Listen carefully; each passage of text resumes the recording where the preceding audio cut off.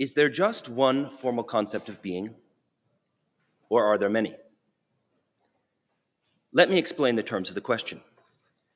Later scholastic authors often distinguish between formal concepts, the mental accidents by which we conceive of things in the world, and objective concepts, the things or natures in the world brought to mind by our mental accidents.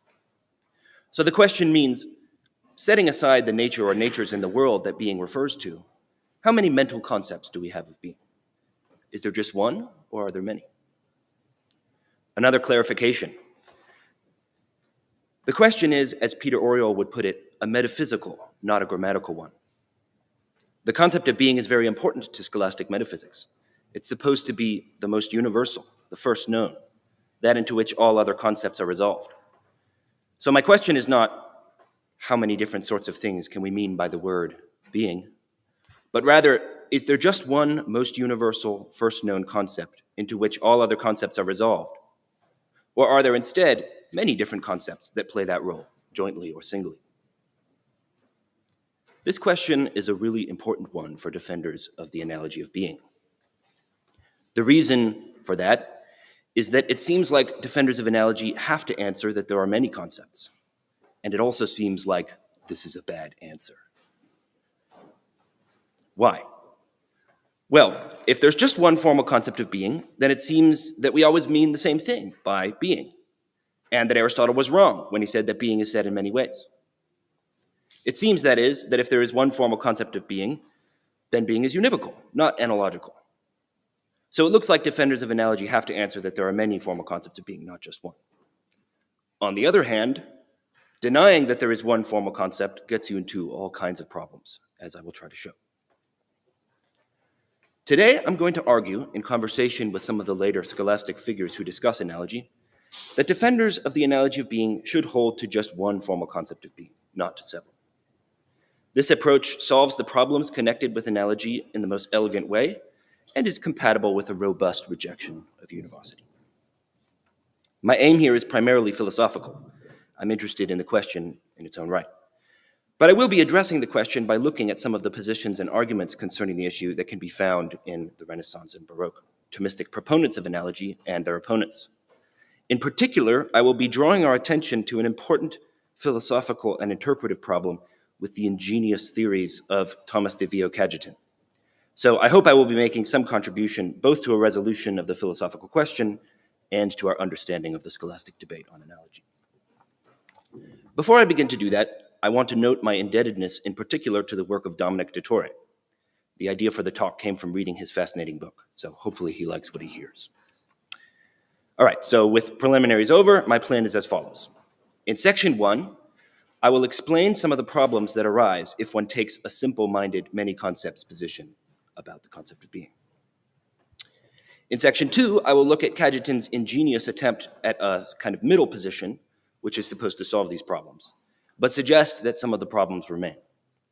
In section 3, I will look at the position that I'm going to argue is better, that there is just one formal concept of being, and argue that this position is fully compatible with a rejection of univocity. Finally, in section 4, I will conclude by showing why I think the one concept view does a better job than Cajetan's position. Section 1, problems for many concepts. To start, I'm going to try to deliver on my earlier promise and show you how holding to many concepts can get you into all kinds of problems. Let's say we just accept Aristotle's dictum that being is said in many ways. Well, if that is true, then there are many meanings of the word being and many corresponding concepts, say substance, quantity, quality, etc., the concepts of the categories. So we have a kind of straightforward many concept view. Being has 10 different formal concepts, the concepts of the categories. Well, then we're going to run into problems fast. Of the many problems for this sort of view discussed by the scholastics, I'm going to pick out 3 groups that seem particularly important. And you can see in the footnotes to the handout citations of some of the figures that I'm drawing on for these problems. The first set of problems concern our phenomenology. They have to do with our experience of our own concepts. The problem is that it just kind of seems like we have a unified notion of being. Being. When I say that, it seems like I'm not kind of dodging around in my mind for lots of different concepts, say substance, accident, God, etc. I just understand one thing, being. Scotist formalized this idea into a famous argument, a version of which is on your handout. So here's the argument. Premise 1. If one can be certain that something is F, but uncertain whether it is G or H or etc., then F has a formal concept that is one and distinct from the formal concepts of G or H or etc. Premise 2. One can be certain that something is a being, but uncertain whether it is a substance or accident or God or any other particular mode of being. Conclusion. Therefore, being has a formal concept that is one and distinct from the formal concepts of substance, accident, God, or any other particular mode of being. Say I'm thinking about light. I can be sure that light is a being of some kind, but unsure whether it is a substance, an accident, or, part of the Stoic divine pneuma, or whatever. So it seems that my concept of being, which I am certain applies to light, is different from any of my particular categorical concepts about which I am uncertain whether they apply to light or not. The second set of problems concern equivocation. The basic problem is that due to the multiplicity of different formal concepts or meanings, being will not be able to be used for scientific purposes without causing equivocation. This problem does clearly arise for some analogical terms. Health, for example, one of Aristotle and Aquinas' favorite examples of analogy, is said in many ways, and this can lead to equivocation. For example, consider the following argument. All healthy things are alive. Medicine is healthy. Therefore, medicine is alive. Obviously, the conclusion is false. The premises are true. How can this be? Well, one means something different by healthy as applied to a living being and healthy as applied to medicine, and this difference in meaning causes the argument to be invalid. This is especially worrying in the case of being, since it's supposed to be the subject of the science of metaphysics, which is supposed to make demonstrations about being in general, being qua being, not just about some particular kind of being. It's quite unclear how this is supposed to work if there are only particular ways of being and no one concept with one meaning that unifies them. And there are lots of other worries of a similar sort. So, for example, it seems to be a requirement for something to come in degrees, as scholastics usually think that being does, that it have one concept. So, for example, you wouldn't say a car is weightier than the weighty reasons against a simple many-concept view of being. There's different notions of weight, so you can't compare them to another like that. The third set of problems concern being as the first known concept. The concept of being is supposed by many scholastics to play a key role in the workings of our intellect. Most Thomists, for example, hold that being is the first concept that our intellects form. The first spark of intellectual recognition in a baby, they think, is being. They also think it is the formal object of the intellect. Just as sight is concerned with its objects insofar as they are colored, the intellect is concerned with its objects insofar as they have being. They also think it is the first concept in the order of resolution. When I think of something as man, as animal, etc., the ultimate step is to think of it as being. Being is most simple and is that into which every other concept is resolved and to which every other concept makes addition of some kind. Now, it's far from clear how any of these claims could be true if there isn't one formal concept of being. Is the claim supposed to be that any one or another of the formal concepts can play any of these roles? But then the intellect seems to have no formal object at all. And then the interesting statements of Avicenna, Aquinas, and others about the important role of the concept of being turn out to be a lot less interesting, since they are actually just statements about any of a number of different concepts. Section 2, a middle way. Okay, so far I've introduced my problem. How many formal concepts of being are there? And I argued that just replying in a straightforward way that there are many gets you into lots of problems. Now, the simplest way of avoiding these problems is, of course, to just accept that there's one formal concept, and then either accept univocity or argue that being can have just one concept but still be analogous. But might there not be a middle way, which lets us answer these arguments while still holding to many concepts? The author of the most famous scholastic treatise on analogy, Thomist de Vio Cajetan, thought that there was. So in this section, I'm going to look at Cajetan's attempted middle way. Cajetan's theory is truly ingenious. It dodges Scotistic arguments like a Matrix character dodging bullets. But sometimes it's better to be sensible than acrobatic. I think that there's a better position that simply avoids the bullets in the first place. I'm not going to be able to get into all of the rich detail of Cajetan's complicated view. For our purposes, the important points are the following. Cajetan thinks that there are many formal concepts of being, but he has a cool trick that lets us treat them kind of sort of like they are one concept. The cool trick is the analogy of proper proportionality. Proportionality here is a term of art for the similarity of two proportions or ratios. If A is to B and C is to D, then we have a relationship of proportionality. And we can say that A is proportionally similar to C.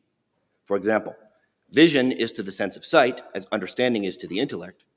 And so vision and understanding are proportionally similar. Because of this relationship of proportionality, we can model understanding using vision and vice versa. We can talk about the intellect seeing and so on. For since understanding and vision are proportionally similar, whatever I say about vision is proportionally true of understanding, as long as I'm very careful to treat them only in the respects in which they're proportionally similar. So even though for Cajetan there are really many concepts of being, both formal and objective, because of their proportional similarity, since substantial act is to substantial potency, as accidental act is to accidental potency, etc., they're also, in a sense, one concept, since any one of the concepts can be used to understand the objects of all of the concepts, though in an imperfect way. This, Cajetan thinks, gives him a kind of cheat code for answering all of the problems of the many concept view. You can always just say, but even though there are many concepts, really, proportionally, there's one concept. It does seem to me that his view does a pretty good job, especially on the equivocation problem. Because one of the concepts of being is used proportionally of all, it has sufficient unity to found a contradiction and hence to be a middle term, etc. An accident can't be both proportionally similar to a substance and not be proportionally similar to a substance. And so anywhere where the opponent says that you need one concept, you just put in proportionally one concept and you're safe. And for more details here, you can look at Hochschild's book, which is very good on these matters. What's more interesting to me here, though, is how the account fares with the phenomenology and first known problems. And here, while Cajetan does have interesting things to say, I think his view is less plausible. Cajetan shows us a way of having just one formal concept without losing analogy. But he doesn't take that option, and this leads his view into unnecessary complications, I think. Now here I'm getting into some murky interpretive waters, because as Suarez remarks, what Cajetan says about the formal concept of being is kind of ambiguous and hard to piece together. The place where Cajetan is clearest, I think, is in the De Conceptu Entis, which is a letter written to Francis Silvestre Ferrara, also known as Ferrariensis, in response to two difficulties. And you have a big chunk from this in text 1 on your handout. Ferrariensis' two questions are, first, whether there is one formal concept of being or many. Cajetan's views on this seem to fluctuate between his De Ante commentary and his treatise De Nominum Analogia. And second, how it can be that there is no separate concept of being, if Aquinas is right that the concept of being is simple, the first known, that into which every concept resolves. So obviously the concerns of the letter are very close to the concerns of this talk. Cajetan responds by first claiming that he has held all along that there is one formal concept, though as we will see, it's a bit of a tricksy claim that he makes there. And second, clarifying how his view allows being to be simple and first known, even though it's not abstracted from its inferiors, even though it's not just one separate concept. So first, he says that he's always held that there's numerically one formal concept. What this turns out to mean, though, is that the concept of each of the analogates, that is, one of the particular senses of being, is numerically one, and that any one of them can be used as a concept of the whole of being in the way that I described before. But then, and this is where the quote on the handout starts, Cajetan adds a new sort of analogous concept, one which I at least don't clearly see in his earlier treatments. This is a proper concept of the analogon, that is, of the analogous term, which is not any of the specific concepts and which imperfectly represents all of the analogates. Thus, from bone and spine, we can get what sustains flesh, and likewise from accidental being and substantial being, we can simply get what is. While substantial being represents substantial being perfectly, but the other analogates of being imperfectly, this concept represents all of the different specific ways of being imperfect. And this concept is also numerically one. Okay, so Cajetan has assured us that he only thinks that there's one formal concept by showing that there are lots of formal concepts, each of which is one, and then by adding in a new extra distinct concept, which is also one. So you can see how this strikes me as a bit of a tricksy answer. What about the second worry, that this view will be incompatible with Aquinas' views about the special place of the concept of being? Well, Cajetan seems to think, each of these concepts has the properties that Aquinas wanted. Substantial being is simple, and notice, this is very important, distinct from our notion of substance. He says it's that into which our notion of substance is resolved, so it isn't just the same as our notion of substance. And then the new general concept of being is also simple, distinct from all the other notions, and that into which substance is ultimately resolved in the confused order of resolution. So substantial being is that into which substance is resolved in the distinct order of resolution. This extra confused concept is that into which substance is resolved in the confused order of resolution. So the view seems to be that there are at least 11 different formal concepts of being. One concept for each of the categories, distinct from the categorical concepts, and also another confused concept distinct from all of the rest. Some support for this interpretation can be found by looking at the views of Ferrariensis, the guy Cajetan's letter was addressed to. You can see this in text 2 on your handout. It seems to me that if you read that text, you can see that Ferrariensis is closely following Cajetan's view in De Conceptuentis. Ferrariensis, too, thinks that there's a separate, confused, and imperfect concept in addition to the concept of the analogates, corresponding to the quid nominis, distinct from all the rest and representing all imperfectly. So you can see I think he's just following what Cajetan said in that letter. What are we to think of this theory?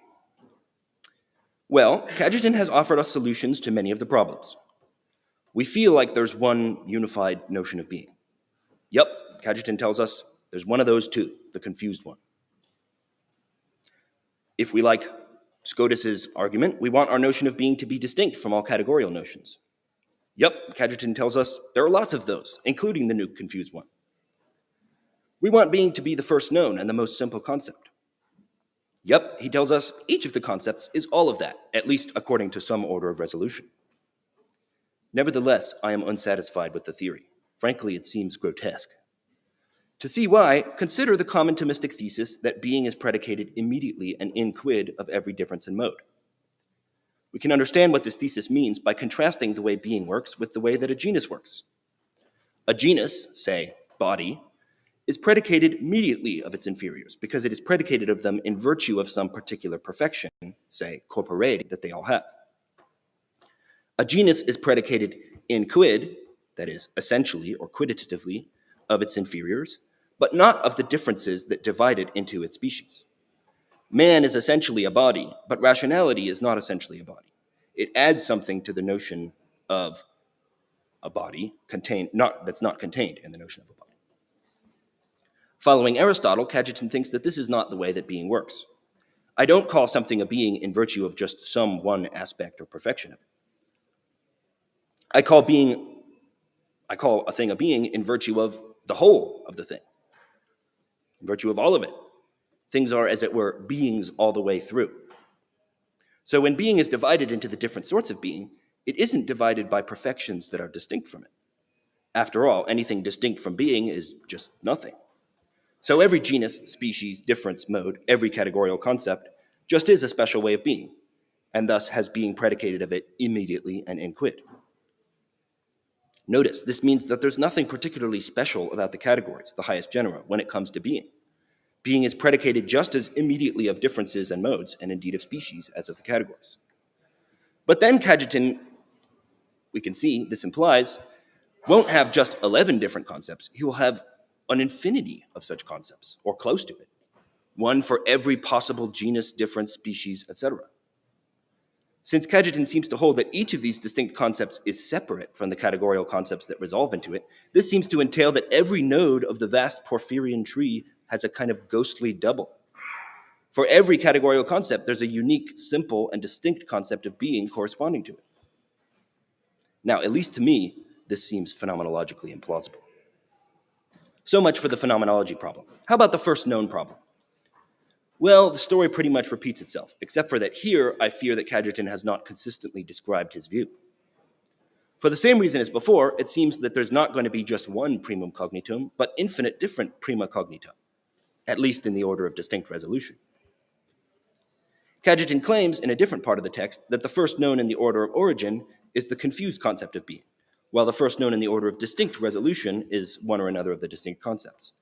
But this seems inconsistent with the way that he describes the formation of the confused concept, which seems to be abstracted from more particular concepts, and hence cannot be prior to them in origin. Likewise, it is not obvious how the distinct concepts of being could be simple according to the way that he describes them. The nature of substance, insofar as this nature is a foundation of being, which is the way that he describes our distinct concept of substantial being, that really sounds to me like a complex concept. How is that a simple concept? Section 3, a better way. I argued in Section 1 that the simple many concepts position was problematic. In Section 2, I explained what I take Cajetan's middle way to be, and suggested that it still has problems. Now I'm going to give a position that I think does a bit better. This position answers our opening question the simpler way. There is one formal concept of being, separate from every categorical concept. Again, this view seems to collapse into univocity. Cajetan and Ferrariensis both have arguments in certain places where they reject this view for precisely this reason. I don't think that this is right. When developed in some of the ways that it has historically been developed, the one concept view is perfectly compatible with a strong rejection of univocity. Indeed, one version of the one concept view looks very, very similar to Cajetan's view. Cajetan and Ferrariensis' extra confused concept of being will just turn out to be the only concept of being. The overall strategy is to have just one formal concept of being, specifically one formal concept, that is, each token concept obviously will be numerically one, but to give this concept a lesser representational unity. Unlike the formal concept of a univocal term, the formal concept of being does not present to us some precise aspect of things, which all things share in the same way. For there are primarily diverse sorts of things. An accident, for example, and a substance cannot be exactly alike in any respect. There are no intelligible aspects, rationes, that they share. An accident is, though, somehow like a substance in that both of them are beings. They are, according to this theory, alike, but not exactly alike in any respect. They are similar without univocally sharing any properties. Our one analogous formal concept represents them insofar as they are alike, but doesn't pick out some exactly similar feature in each of them the way that a univocal concept does. Corresponding to this lesser representational unity is a less unified objective concept. The objective concept is of things presented not insofar as they are exactly alike in some respect, but simply insofar as they are somehow alike, without being exactly alike in any respect. There have been various proposals for how to characterize this sort of representational unity. So, Capreolus and Iavelli suggest a unity of attribution, Socinus suggests a unity of disjunction. The most promising proposal, to my mind, is to develop Peter Oriol's idea of a unity of confusion, which can be neatly combined with Cajetan's idea of proportional unity. So you could see this in text 3 on your handout. Oriol stakes out his position on the concept of being in opposition to two views. The first is a kind of simple-minded many-concept view, probably the one defended by Hervaeus Natalis. He has lots of cool arguments against this view, including a version of the certain and doubtful arguments. Being isn't identical to the particular rationes of things or to any combination of them. The second is the Scotistic univocal view, where being picks out a ratio according to which all beings are exactly alike in respect of that ratio, and isn't predicated quitatively, and being isn't predicated quitatively of its differences. Oriol rejects this view too, partly because he finds the Scotistic idea of differences that aren't quantitatively being incomprehensible. So instead, Oriol thinks of being as wholly undetermined to any one ratio. It is instead the rationes of all things, confusedly. If you look at the proper natures of any two things with blurry enough eyes, as it were, they will look the same, even if they have no exact similarity to each other. Following Aquinas' account of how concepts add to being, Oriol claims that the proper rationes of things don't add to being like differences. They don't add something that wasn't already there in the first place. Instead, they add to being by making explicit something that was already there in being, but in a completely confused and indistinct way. John of St. Thomas discusses this kind of confused cognition extensively in his treatment of analogy. You could see this in text 4 on your handout. John seems to think of himself as explaining in more detail how the extra confused concept of the analogon that Ferrariensis and Cajetan gives us works. I'm not sure whether he's directly aware of Oriol's account or if there are more immediate antecedents to his treatment. Although John claims to be agreeing entirely with Cajetan, he seems to think that this confused concept is the one that matters and is quite emphatic about its separate unity, as you can see in the first paragraph of the quotation. John then gives a beautifully detailed account of exactly how these separate confused concepts are supposed to work, a small portion of which is in the second paragraph on your handout. John claims that there are two kinds of abstraction. In the regular kind of abstraction, which produces univocal concepts, one attends to one aspect of a thing and separates that aspect from others. It is as if I was looking at someone and I focus on their face, not seeing the rest of their body at all. This allows you to separate off precise aspects according to which things are exactly alike. For example, a species, a genus. But there's also abstraction by confusion, which produces analogical concepts. Here, I don't isolate some aspect of a thing from others. I just see the same thing with less distinctness. It's as if I was looking at someone and then I take off my glasses and I see that same somebody as a fuzzy blob. I see the whole of them, both the face and the rest, but very indistinctly. This allows you to see the proportional likeness of two things that are primarily diverse, but that are alike without being exactly alike in any respect.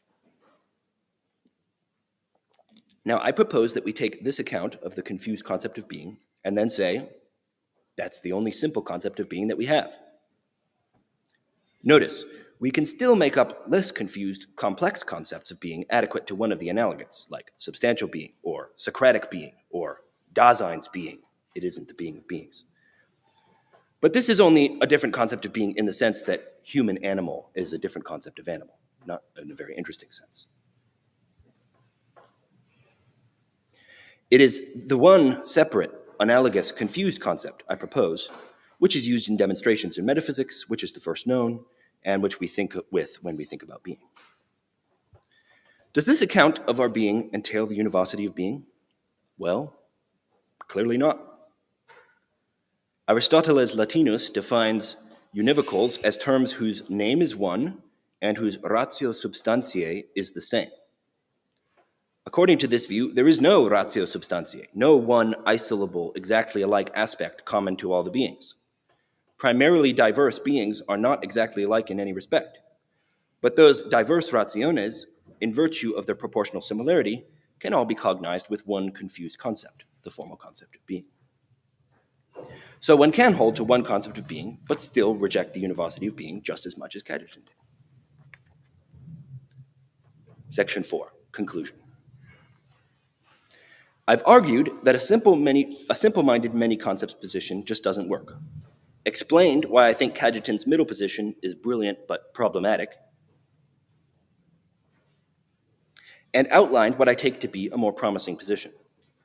I'll now conclude by weighing up the one-concept position against Cajetan's. It seems clear to me, at any rate, that the one-concept position is better. First, the one-concept position does at least as well on the equivocation problem. If the sort of concept formation that John of St. Thomas describes is possible, then it seems fairly clear that it should give us concepts that confound contradictions, for much the same reason as Cajetan gives. I abstract a separate analogous concept by considering some set of things insofar as they are proportionally similar. Nothing can be both proportionally similar to a set of things and not proportionally similar to the same things. So the analogon can found contradictions, be a middle term in a demonstration, etc., etc. Second, the one concept position does better on the phenomenology problem. The reason why it feels like there's one concept of being, I think, is that there just is one concept of being. I can't find anything in my phenomenology that corresponds to Cajetan's simple concepts of being adequate to one of the analogates, but distinct from all categorical notions. It just doesn't seem right to me that there are all of these distinct concepts of being in addition to our regular concepts. I have a regular categorical concept of each of the analogates of being, and I have a confused concept that imperfectly represents all of these. Why do I need anything else? Now, perhaps my interpretation is wrong. Perhaps Cajetan didn't really mean that there were distinct concepts adequate to the analogates, although it really seems like that's what he says. Just that maybe categorical concepts are concepts of being. But in that case, we should just deny that the categorical concepts are concepts of being at all, except in roughly the way that human is a concept of animal, that is, by being one of its inferiors. Again, it may be that the word being is sometimes applied to a categorical concept. Maybe sometimes what we mean by being is substance or something like that. But what interests us here is the most universal transcendental concept into which others are resolved, not how many senses the word being has. As to the certain and doubtful argument, we can, with Oriel, simply accept the conclusion. The argument does a great job, as he says, proving that the one concept of being is not the same as any categorical concept, but it doesn't follow that being is univocal. Third, the one concept position does better on the first known problem. We can take all of the interesting things that Aquinas and Avicenna say about the concept of being at face value. There's just one concept of being, which represents confusedly all of the particular categorical ways of being. This concept can itself, of course, be understood more or less distinctly. I can see some things that are true of being in general without seeing other things that are true of being in general. That concept is what gives us our first knowledge. It's the concept into which all other concepts are resolved. It's the most simple, etc., etc. No need for a nigh infinite set of distinct prima cognita. Fourth, the one concept position has the advantage of theoretical simplicity. Cajetan's view seems to have a separate, confused concept anyway, so the view doesn't add any new elements, just removes the useless proliferation of distinct notions of being. As compared to the straightforward view, on which the formal concepts of being just are the concepts of the categories, the one concept view does add an extra concept, but this has the advantage of not leading to unsolvable problems and destroying the possibility of metaphysics. Thank you.